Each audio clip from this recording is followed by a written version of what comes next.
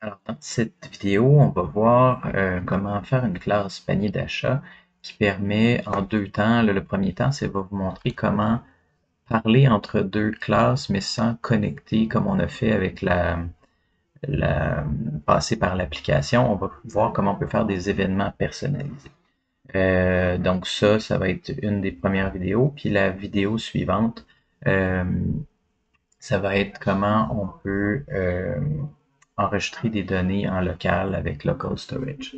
Donc, voilà. Donc, j'ai déjà une classe panier d'achat qui, dans le fond, qu'est-ce que ça fait? Ça va injecter ma petite boîte, ma pop-up ici qui est avec mon icône. Euh, pour le bien de la vidéo, parce que la dernière était particulièrement longue, celle-là, je vais juste quand même prendre un petit peu d'avance. Donc, j'ai un endroit dans lequel je vais l'injecter. Puis, je vais faire New panier d'achat avec ce conteneur-là. Puis, j'enregistre mon panier d'achat dans...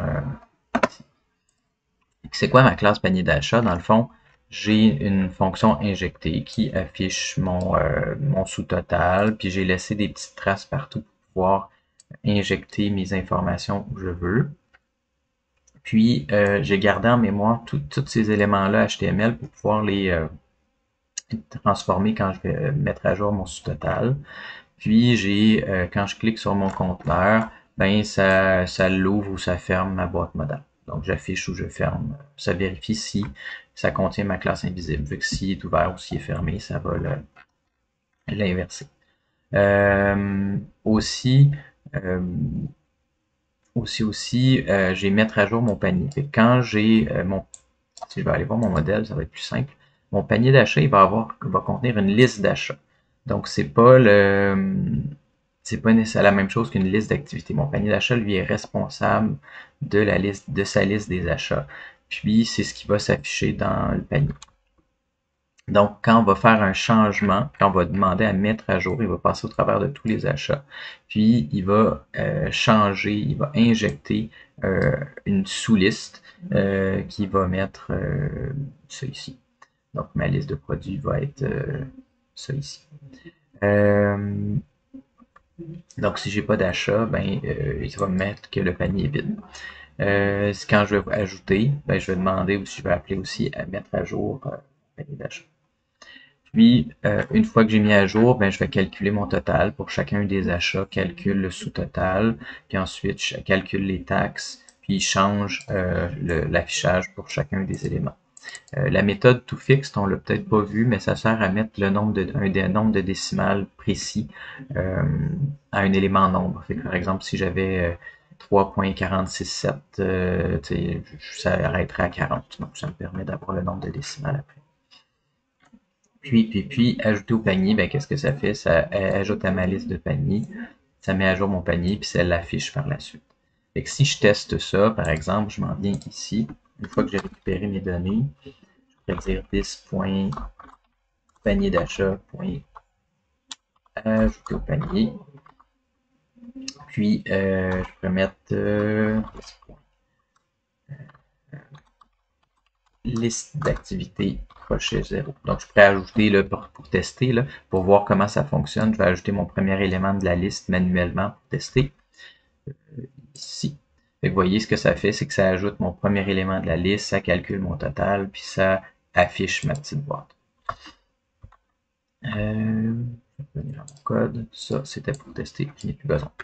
Donc, maintenant qu'on comprend le principe, ce qu'on a vu depuis le début, ça serait par exemple si je vais dans une activité, puis je clique sur mon bouton ajouter au panier. Donc ça va être la méthode longue. Ben, si je vais mettre data panier, si ça est égal à data panier, ben, en fait, je ne vais pas afficher mon détail, je vais appeler this.application. Puis là, vous voyez que là, je suis obligé de rendre mon panier d'achat public parce que dans l'application, j'ai mis mon panier d'achat privé. Ça ne fait pas mon affaire, mais pour le bien de la vidéo, ça va fonctionner. Donc, panier d'achat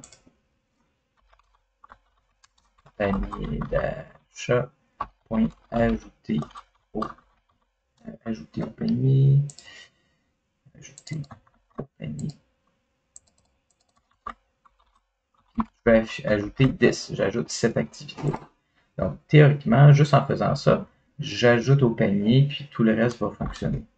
Si je clique ici, ça m'ajoute au panier, il n'y a pas de problème. Ça m'ajoute des éléments, puis ça recalcule mon total à toutes les fois. Puis ça reste comme ça.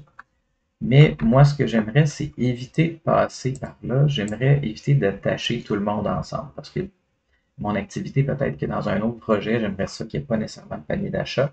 Peut-être que j'aimerais avoir un autre système d'achat. Donc là, je suis pris avec ça. Donc, ce qu'on peut faire dans ce temps-là, c'est utiliser des événements personnalisés. Ça veut dire qu'au lieu d'attacher les deux, ce qu'on va faire, c'est que on ne va pas nécessairement passer par l'application pour aller vers le panier d'achat. Mon panier d'achat va écouter un événement, comme les clics, les scrolls, etc. Ben là, on peut faire un événement custom qui va s'appeler ajout panier. Puis, mon activité, elle, quand elle est prête, elle va envoyer l'événement. Donc, elle va déclencher l'événement par programmation en passant ses données. Puis, lui va le recevoir, puis il va se mettre à jour. Donc, dans ce temps-là, quand on utilise les événements personnalisés, on va aller au moment où on a injecté ici. Donc, j'ai mon du moment que je suis ici, donc j'ai créé tous mes éléments.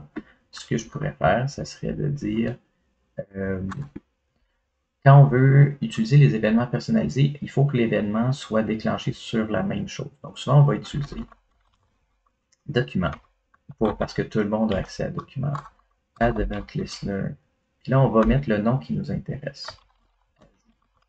Et on va mettre une nouvelle fonction qui va s'appeler ajout panier, qui va contenir un événement comme on a fait comme les clics, mais sauf que là, c'est nous qui faisons nos propres événements. Ajout panier. .bind de this, c'est la même chose. Puis, en faisant ça, maintenant, ben là, j'ai accès à de l'information. Const achat est égal à événement.détail.achat. Donc, les événements personnalisés, les custom events, ont une propriété détail qui s'attache, puis on peut mettre ce qu'on veut, nous, à partir de là. Fait que nous, on va mettre une propriété qui va être l'achat comme tel, ou l'activité. Ça pourrait être une activité, ça serait. Puis, je vais l'appeler nouvelle achat. Puis, je vais déclencher moi-même ma fonction. This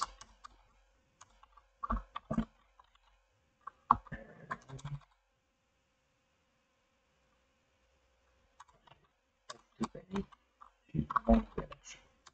Et donc, comme ça, maintenant, je ne passe plus par mon application. Je vais attendre que l'événement se déclenche. Puis quand ça se déclenche, je vais récupérer l'information. Puis je vais déclencher. Éventuellement, je pourrais même remettre ma fonction privée. Comme ça évite que quelqu'un vienne jouer ou ajouter à mon panier de façon publique. Dans mon activité maintenant, quand je vais cliquer, au lieu de passer par là, je vais le mettre en commentaire temporairement pour que vous voyez la différence. Je vais me faire un nouvel faire les paramètres. Paramètre de mon événement égale à un objet. Il va avoir une propriété détail. Puis on va appeler activité. Donc ça, c'est ce que je vais attacher comme données à mon événement. Je vais l'appeler données événement. Et ensuite, la magie, elle se passe ici. Je vais faire nouvel événement égal à new custom event. Puis on va lui donner le type qu'on veut. Je l'avais appelé ajout panier. Puis je vais mettre les données qui passent avec. Donc, en faisant ça, je crée un nouvel événement qui va contenir ces données-là au moment du déclenchement. Puis, ce que je vais faire, c'est document dispatch event, nouvel event. Donc, ce qui est important, c'est quand on a un custom event, ça prend un dispatch. Il faut déclencher l'équivalent d'un clic, sauf que là, on n'a pas de déclencheur comme tel. On va utiliser la méthode dispatch event qui va déclencher cet événement-là. Il faut que l'événement se déclenche sur le même élément que l'écouteur d'événement. Donc, du moment que je vais cliquer sur ma carte, si c'est mon bouton panier, au lieu de passer par ici, je crée un événement, puis de l'autre côté, dans mon panier d'achat, j'attends l'événement, puis quand ça se déclenche, ben je mets mes éléments comme ça. Normalement, si je retourne ici, hop, si je clique sur mon panier, ça fonctionne exactement de la même façon. Puis, l'avantage en faisant ça, c'est que je viens de briser le lien entre deux classes qui n'ont pas d'affaires à se connaître. Puis, ça permet de rester plus, on va appeler ça decoupled en anglais, mais de découpler les classes d'une autre. Voilà, c'est comme ça qu'on fait des événements personnalisés.